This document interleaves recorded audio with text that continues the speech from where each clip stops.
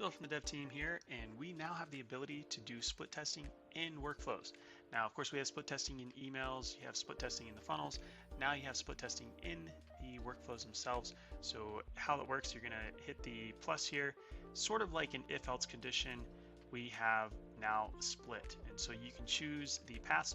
Now, what's neat about this, instead of just an A/B testing, you can actually have multiple. So here we have, in this example, we have 4. We're choosing 25%.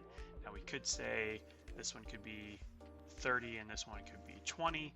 So we can have some variance there. Maybe we have like the better one, but majority of them down there.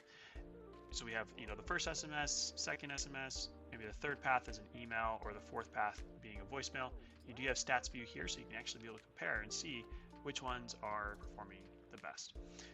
And if you wanted to further, you could do maybe a tag that says that this was path A, path B, and so you can use those to do attribution later to understand, like, hey, this, who went through this funnel.